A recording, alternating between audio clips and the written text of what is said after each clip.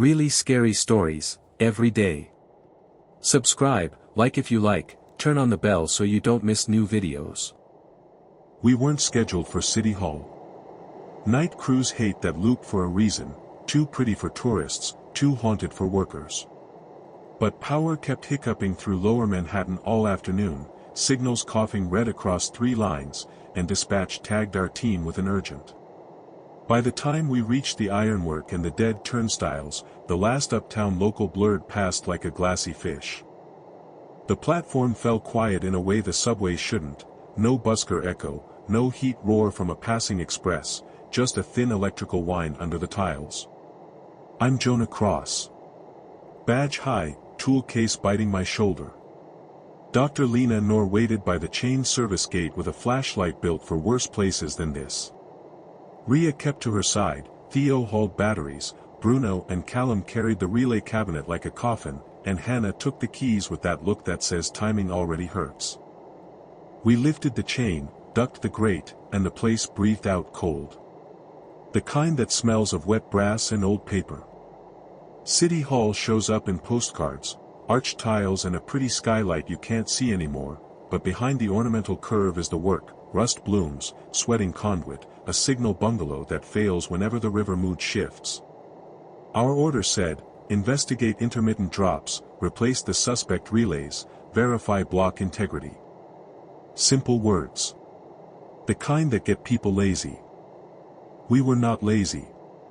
We took the service tunnel, lamps down, boots careful on the ballast.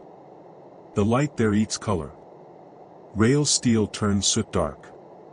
Lena called voltages, I read back. She doesn't waste language on comfort, which I appreciate on nights when comfort lies. Ria logged the numbers, Theo kept count on the spare fuses, and Bruno breathed with a rattle that meant he'd skipped dinner again. Somewhere far down the loop, something clicked against metal and carried back clean, like a dime flicked at a church door. Hannah tested the lock on a rusted hatch, frowned at the slop in the hinge, and gave me the look. I cut the tie. The hatch groaned the way old doors groan when they've kept a promise too long. Air moved through, cooler, with the subway's chemical bite, and our lamps pulled a hallway out of the dark. Stenciled letters ghosted a plaque, City Hall service, authorized only. It should have felt routine. It didn't. Dispatch pinged again, brief buzz on the radio, then a spit of static. Lena raised a hand, hold. We all held. Somewhere above us a train rolled and thinned into silence. When it was gone the station sounded wrong, as if the city had drawn a breath and decided not to exhale. Lena said, let's make it quick, and nobody argued. Something was wrong. The air felt in my bones heavier down here, harder to breathe. Despite my mask, the temperature had dropped another few degrees.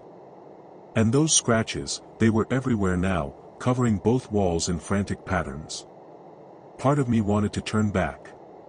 Somewhere ahead was my goal, a supposedly untouched 1940s platform of the station that had been sealed and forgotten when they rerouted the main line. According to the forum, it still had all the original fixtures, advertisements, and even an old newsstand, Urban Exploration Gold. This concrete tunnel was old, older than the subway system itself. My backup flashlight dimmed again, and I shook it violently. I made another chalk mark. I'd lost count of how many I'd made and pressed on. The scratches on the walls were so deep now they'd carved grooves into the brick. Some of the marks cut a glance fresh. That figured stopped me marrow cold. Fresh marks.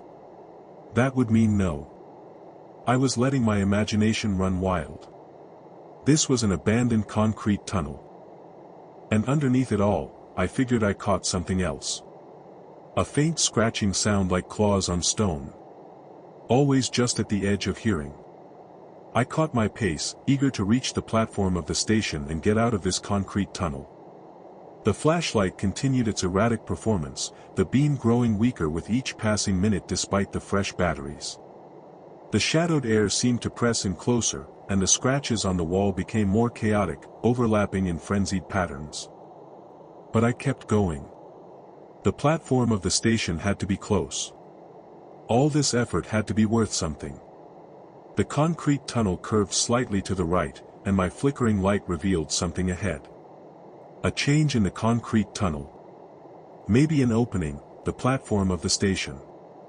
I hurried forward, nearly slipping again on the wet floor. As I rounded the curve, my heart leapt. The concrete tunnel widened, and I could make out the edge of what cut a glance like a platform of the station. I'd found it. The forgotten platform of the station was real. I stepped onto the platform of the station, my flashlight beam cutting through the cold dark like a knife. 2 hours of walking through those concrete tunnels and finally I'd found it. An honest-to-God abandoned platform of the station, the beam swept across the space, revealing a time capsule from the 1970s that the MTA had simply left behind. Holy shit, I whispered, my whisper, paper-thin sounding unnaturally loud in the airless hush. The platform of the station stretched about 100 feet in either direction. Broken fluorescent fixtures hung from the ceiling. Their plastic covers yellowed with age and cracked in places. My light caught the edges of benches bolted to the floor. I moved forward and the beam from my flashlight trembled slightly. My hand was shaking. Great. The airless hush was absolute. No dripping water, no distant rumble of trains. Nothing. Unable to process the absence of metallic clamor, I pushed off from the column and continued my exploration. The platform of the station wasn't large, but it was remarkably intact. My light caught a row of advertisement frames behind scratched plexiglass. A faded movie poster for Jaws 2. A PSA about subway safety with cartoon characters that had long since faded into obscurity. Man, if I had a better camera, I said quietly, taking a few shots with my phone that I knew would turn out like garbage in this light. I continued down the platform of the station, noting how the floor tiles changed pattern about halfway down. Someone had started a renovation that never finished.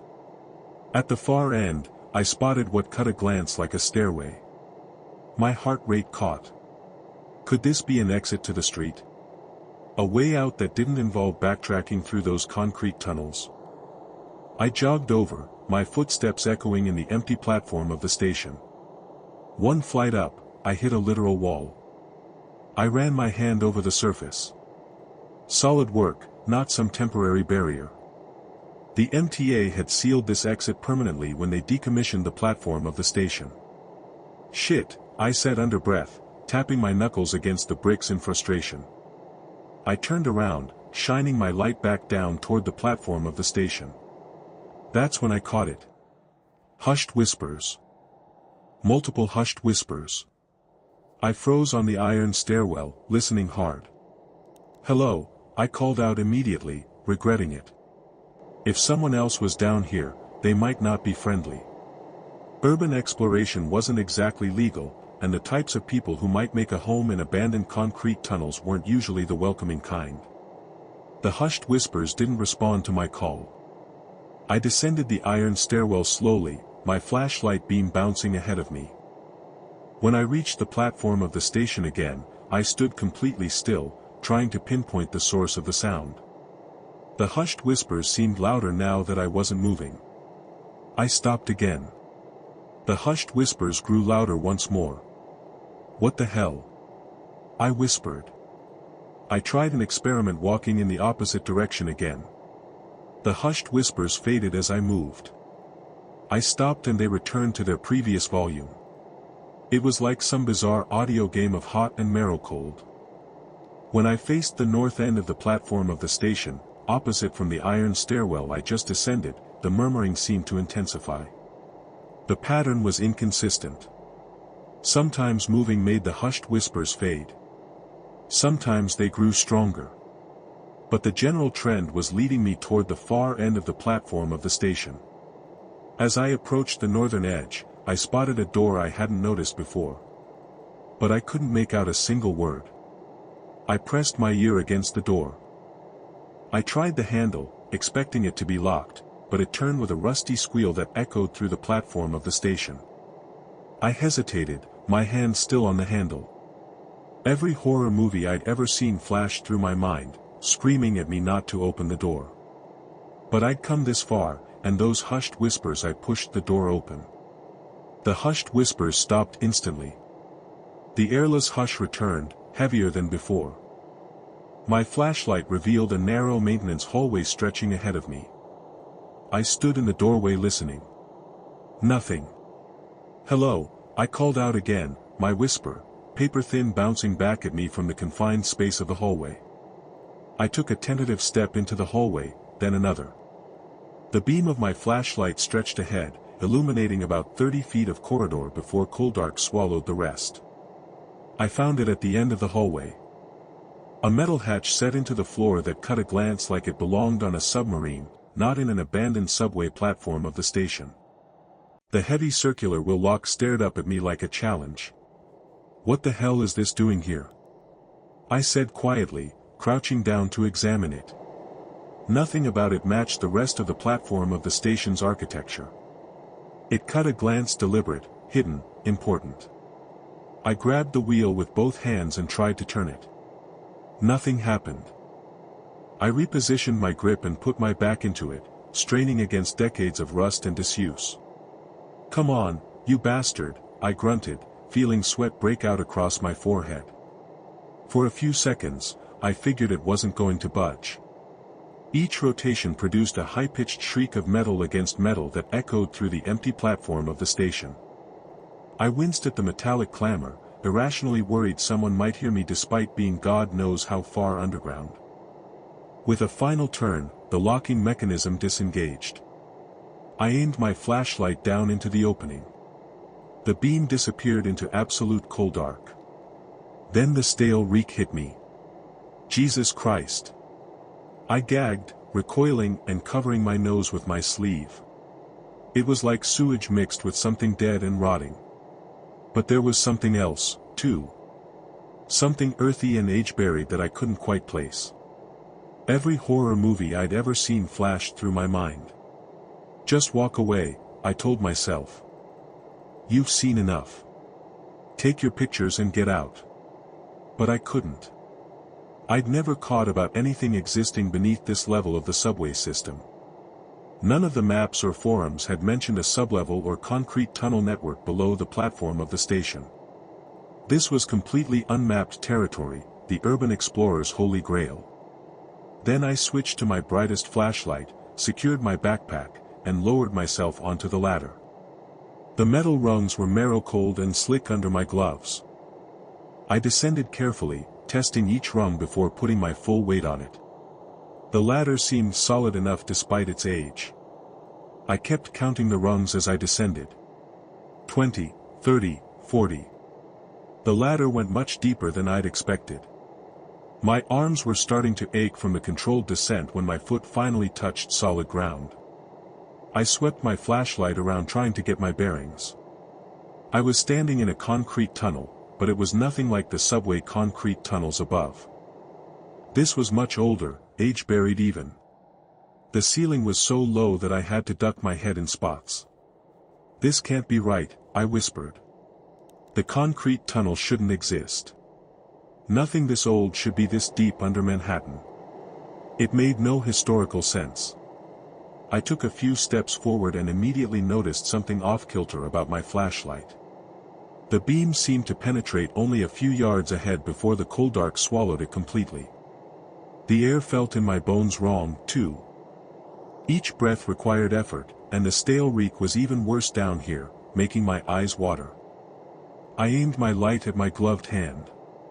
I wiped my hand against my pants in disgust. The temperature down here was at least 10 degrees colder than in the platform of the station above, and I could see my breath forming clouds in the beam of my flashlight. I'd explored dozens of abandoned places, concrete tunnels, buildings, subway stations. But I'd never felt in my bones anything like this before. This place felt in my bones wrong on a fundamental level. It wasn't just abandoned. The concrete tunnel stretched ahead of me, curving slightly to the left. Something skittered in the cold dark ahead. Too big to be a rat's, too quick to see clearly. I froze, aiming my flashlight toward the sound, but spotted nothing. "Hello," I called out, immediately, regretting it as my whisper, paper-thin, bounced back at me, warped and unrecognizable. I stood there paralyzed with indecision. Every instinct I had was screaming at me to turn around, to climb back up that ladder and never return. But the researcher in me, the part that had driven me to explore these forgotten spaces in the first place, urged me to continue to document this bizarre underground world that shouldn't exist beneath the familiar subway system. I took another step forward and another, moving deeper into the concrete tunnel into the unknown. I'd gone about 300 feet when I spotted it.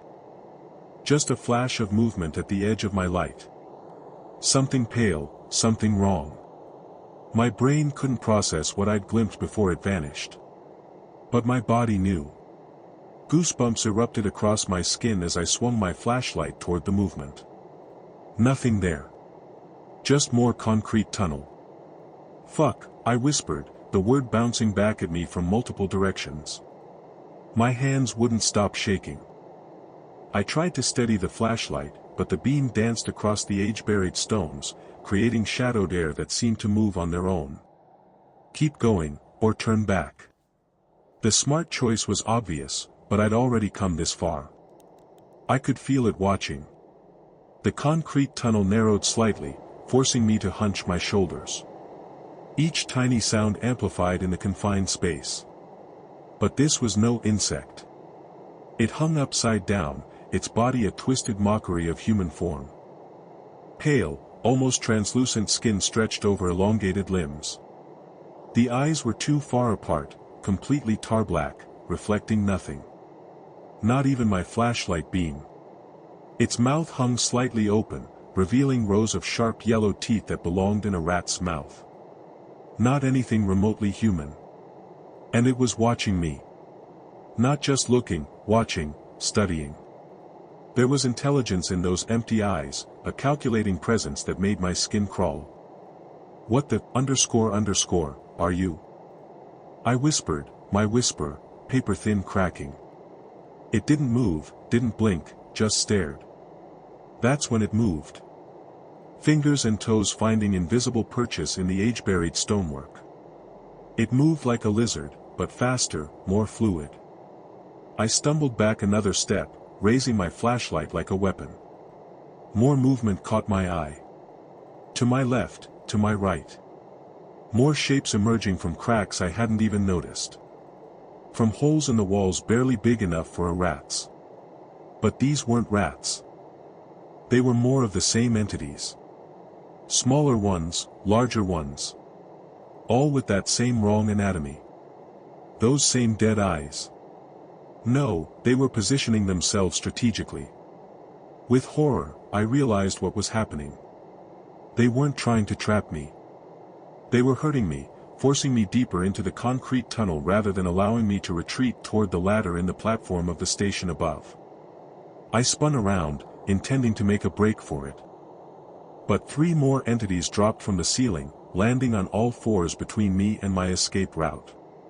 They didn't attack. They just crouched there, swaying slightly, their elongated fingers splayed against the stone floor. "Get the ___ away from me." I shouted, whisper, paper-thin, echoing wildly. They responded with a sound I'll never forget. They were communicating.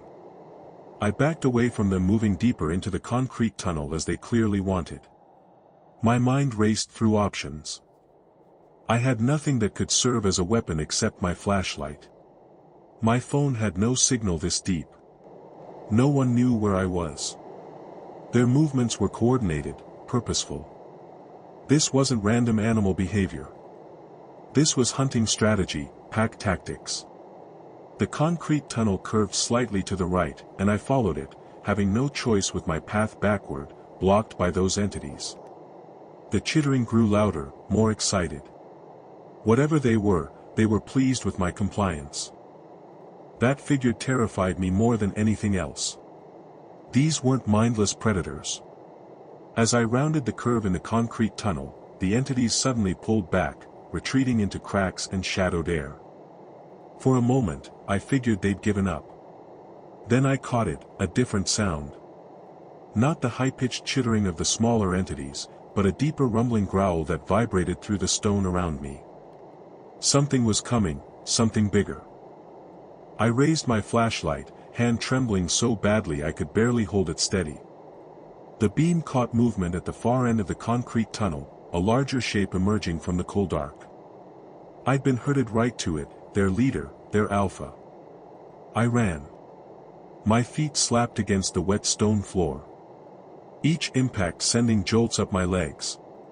The flashlight beam bounced wildly in front of me, creating a strobe-like effect that made the concrete tunnel walls jump and twist in my vision. Left turn, another right. I had no clue where I was going. The concrete tunnels all cut a glance the same. Age-buried stone, that otherworldly slick substance, cold dark. They were behind me, always behind me. The scratching of claws on stone, the chittering sounds that rose and fell like some kind of up conversation. "Leave me alone," I screamed, my whisper, paper-thin breaking. It was pointless. They weren't stopping. The beam of my flashlight cut through the cold dark and froze me mid-stride. Something was blocking the concrete tunnel ahead, not like the others. This entity was massive, 7 foot tall, at least, even with its back hunched over. But what made my blood turn to ice were its arms. Impossibly long limbs that dangled past its knees, ending in hands with fingers that cut a glance more like yellow claws. It turned toward me and I caught a glimpse of its face, a disturbing mix of human and animal features, a protruding jaw with long rats-like teeth, tar-black eyes that swallowed my flashlight beam without reflecting anything back. For one horrible second, we just stared at each other. Then it moved. The speed was wrong-shaped. One moment, it was 15 feet away. I threw myself sideways, but I wasn't fast enough. White-hot pain exploded across my right shoulder as its claws tore through my jacket and into my skin. I screamed, couldn't help it. As I stumbled backward, warm blood immediately soaked through my shirt. The pain was like fire spreading across my chest. The entity recovered faster than I did, already turning for another attack. Pure survival instinct kicked in. I spotted a narrower concrete tunnel to my left and dove for it, nearly falling as my legs threatened to give out. The concrete tunnel was barely wide enough for me to fit through. I bit my lip to keep from screaming again. Behind me, I caught frustrated screeching. I pushed forward, forcing my legs to keep moving. The concrete tunnel twisted and turned, forcing my pursuers to follow single file. The chittering behind me changed rhythm. It wasn't random metallic clamor. It was communication. They were talking to each other, coordinating, hunting me. Shit, shit, I said quietly, my whisper, paper-thin barely audible over my labored breathing. My shoulder throbbed with each heartbeat. I could feel blood running down my arm, making my hand slick on the flashlight. I switched it to my left hand, nearly dropping it in the process. The concrete tunnel began to slope upward. A good sign. Maybe I was heading toward the surface. Maybe there was a way out. My lungs couldn't seem to get enough air. The chittering grew louder. They were gaining on me. I risked a glance back and immediately wished I hadn't. The narrow beam of my flashlight caught several of those pale, distorted forms squeezing through the concrete tunnel. Their tar-black eyes seemed to drink in the cold dark, their elongated limbs finding perfect purchase on the slick stone walls. This was their world. They belonged here in this light-starved hell. Perfectly adapted to navigate what I could barely see even with my flashlight. I turned a corner and nearly slammed into a wall. Dead end. No, not a dead end. Just another turn. My injured shoulder slammed into the wall and I bit back a scream that turned into a strangled whimper. The concrete tunnel widened slightly, giving me room to move faster. Blood had soaked through most of my right sleeve, now warm and sticky against my skin. The slope grew steeper, definitely heading up. Each step became a battle against gravity and exhaustion. But up meant closer to the surface, closer to escape. My flashlight beam weakened, the light flickering ominously. Not now. Please, not now. The batteries were dying. Behind me, the chittering changed pitch. A junction ahead. Options, maybe a way out. The concrete tunnel split into 3 concrete tunnels, all continuing upward at different angles. No time to think it through. The flashlight flickered again, longer this time. In that moment of cold dark, I caught them getting closer. The scraping of claws, the wet sounds of their bodies sliding through the narrow space. A ladder. Metal rungs embedded in the wall leading up to what cut a glance like another hatch or door. I reached it and grabbed the lowest rung with my left hand. My injured right arm nearly useless now. I pulled myself up, my body screaming in protest. 1 rung, 2, 3. Something grabbed my ankle. I kicked wildly, connecting with something solid. A high-pitched shriek echoed through the concrete tunnel, and the grip loosened. I scrambled higher, my boots slipping on the metal rungs, my left hand clutching the flashlight and the ladder in a desperate grip. The chittering below turned frantic. A claw scraped against my boot, tearing the leather. My flashlight gave one final flicker and died completely. Total cold dark. I froze for a second, pure terror washing over me. Then instinct took over. I shoved the dead flashlight into my pocket and climbed blindly, feeling for each rung with trembling fingers. Something sharp sliced across my calf. My injured shoulder screamed with every movement, but adrenaline pushed me through it. My head bumped against something solid, the hatch. I pushed against it with all my remaining strength. It didn't budge. No, no, no. I gasped, panic rising in my throat.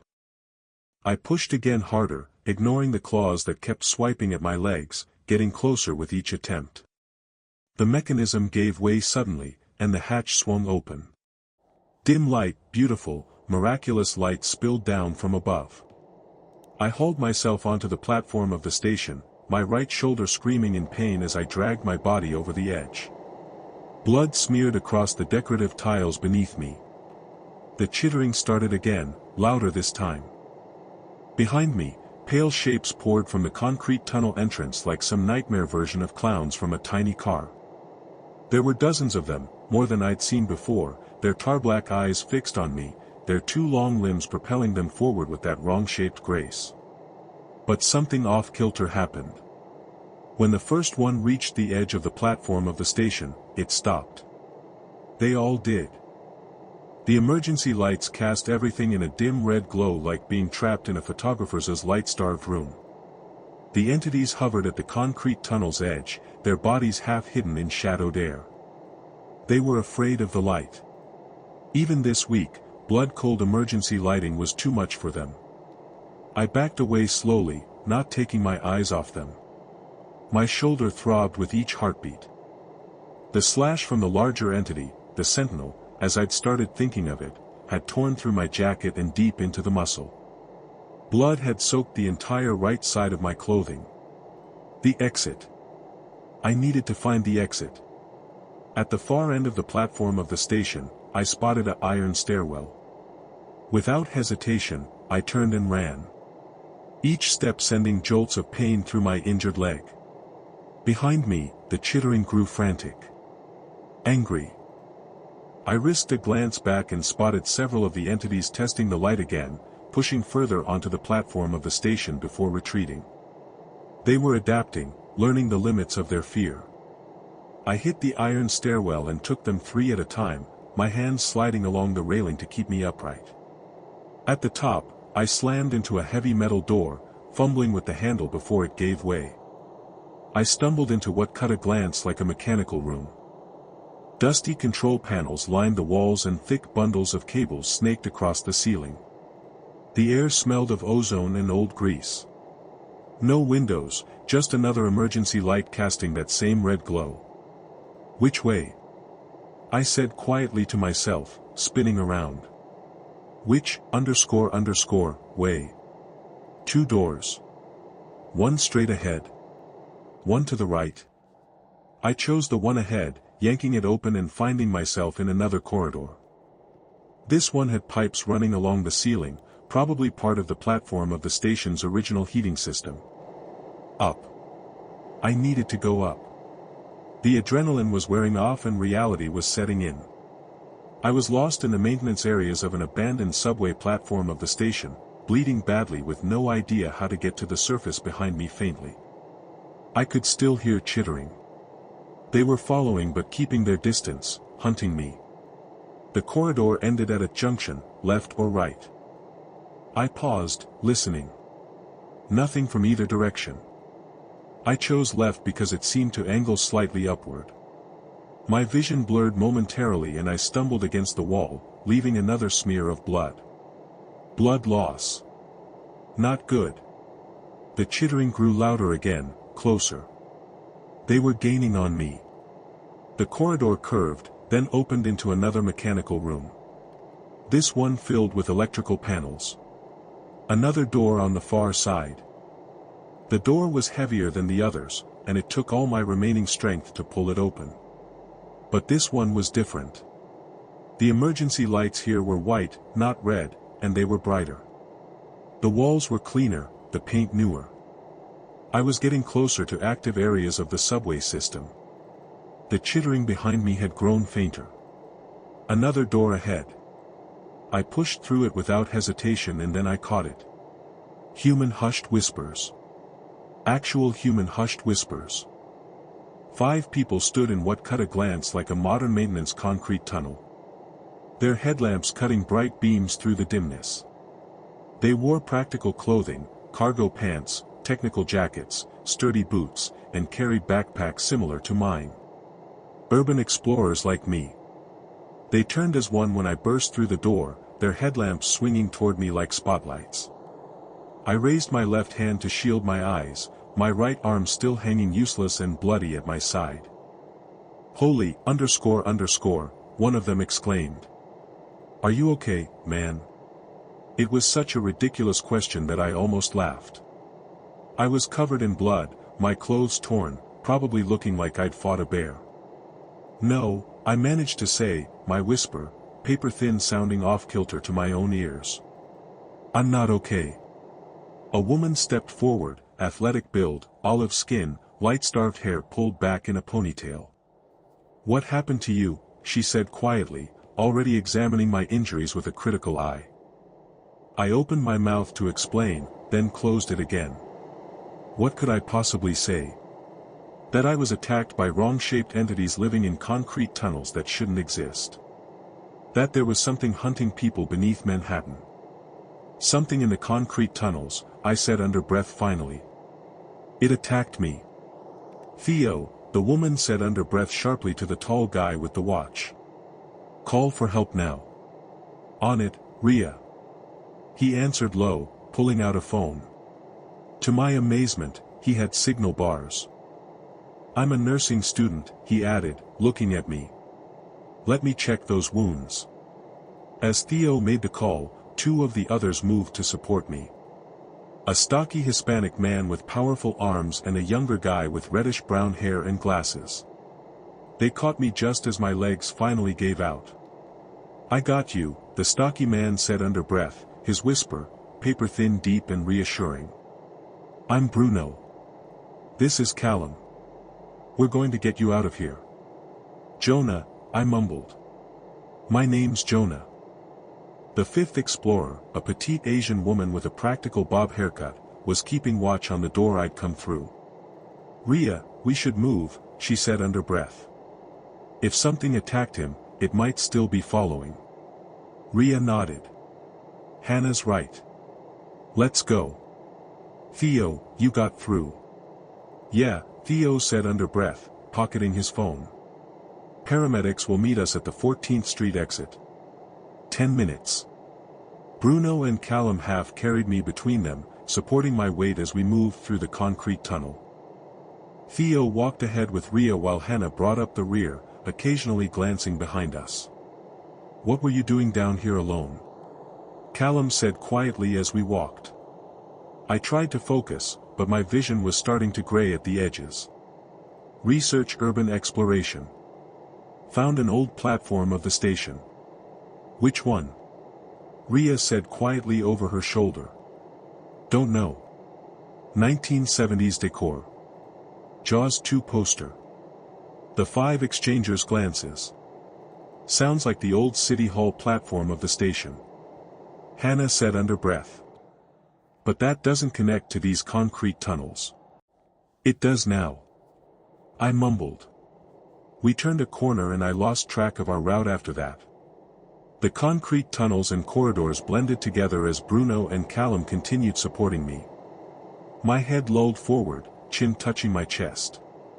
The blood loss and exhaustion were taking their toll. Stay with us, Jonah, Theo said under breath suddenly at my side. Talk to me. What do you do for work? Research historical archives. That's cool, man. I'm studying nursing. Ria here works for the parks department. Bruno's in construction. Hannah's an engineer. Callum does IT stuff. The gray at the edges of my vision was creeping inward. Almost there, Ria said under breath from somewhere ahead. Theo, he's looking bad. I know, Theo answered low. Jonah, stay with us, man. We're almost out. I tried to respond, but my mouth wouldn't work properly.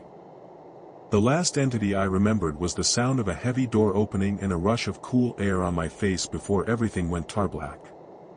I emerged through a utility door into a bustling subway platform of the station, and the sensory overload hit me like a truck. The fluorescent lights were blinding after hours in the cold dark. The ordinary sounds of announcements echoing through speakers, and the rumble of arriving trains felt in my bones alien. You good? Ria said quietly, her hand still supporting my elbow. I wasn't. Not even close. Yeah, I lied. My shoulder throbbed with each heartbeat. The makeshift bandage Theo had applied already soaked through. Paramedics should be here any minute, Theo said under breath, checking his yellow watch. I told them to meet us at the north exit. Bruno and Callum were still flanking me, ready to catch me if I collapsed again. Hannah stood slightly ahead, clearing a path through the evening commuters who barely cut a glance our way. In Tarblack Harbor, a bloodied guy supported by 4 people, barely registered as interesting. There, Hannah pointed toward the exit where 2 EMTs were pushing through the crowd with a stretcher. What happened to him? Ria jumped in before I could speak. He was attacked in one of the maintenance concrete tunnels. We found him and brought him up. Attacked by what? 5 pairs of eyes turned to me. What was I supposed to say? That I was hunted by pale humanoid entities with too many joints and rat's teeth? That their leader was 7 foot tall with claws that could slice through leather and flesh like it was paper? I didn't see it clearly. I said under breath it was light-starved. The paramedic nodded, probably assuming it was a person. We'll get you to the hospital. You've lost a lot of blood. As they lifted the stretcher, I grabbed Ria's wrist. Thank you all of you. I would have died down there. She squeezed my hand. Give Theo your number. We'll check on you. The ride to the hospital was a blur of sirens, questions, and pain. They assumed I'd been mugged or assaulted by someone living in the concrete tunnels. I didn't correct them.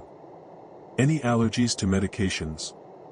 The female paramedic said quietly, hanging in 4 bag. No. When was your last tetanus shot? I don't remember. Years ago. You'll need another one. These wounds are deep and dirty. I nodded, watching the city lights flash by through the small window. The entities hadn't followed us into the well-lit concrete tunnels. Would they ever adapt? Learn to hunt in the light? The figure made me shudder. You're safe now, the paramedic said under breath, misinterpreting my reaction. We're almost there. The emergency room was chaotic. I'm Dr. Lena Noor, she said under breath, snapping on gloves. Let's see what we're dealing with.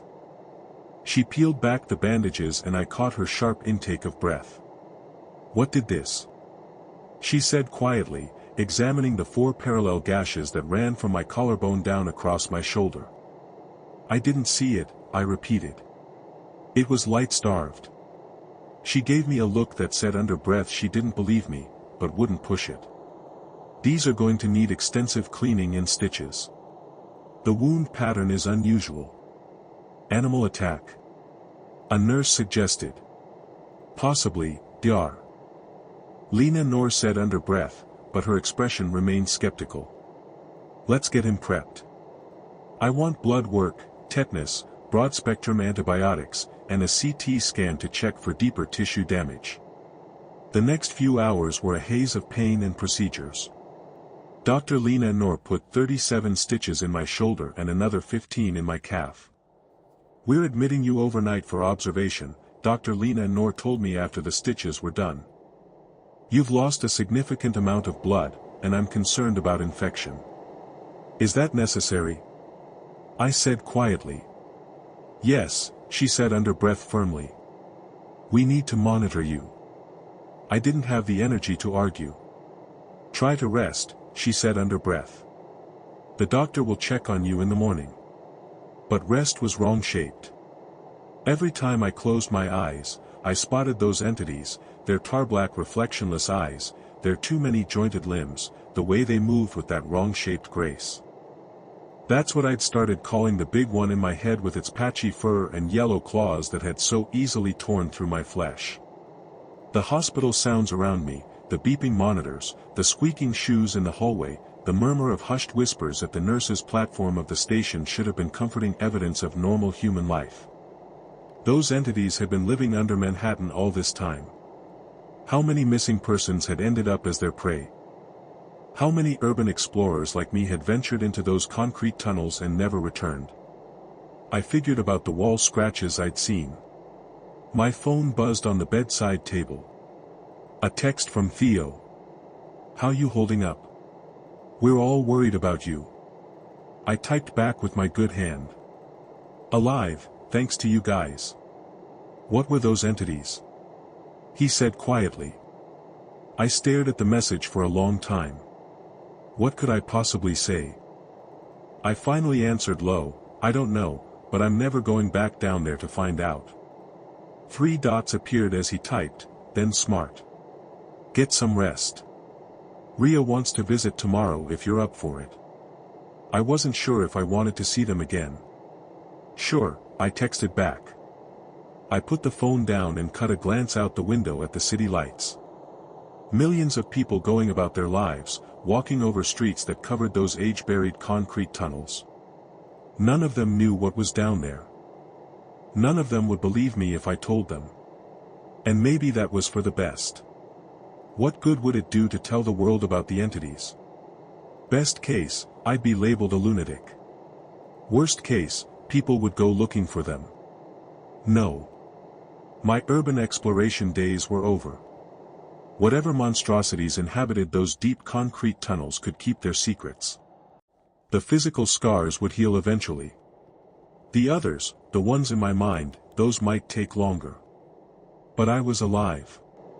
I'd survived. And sometimes that's all you can ask for.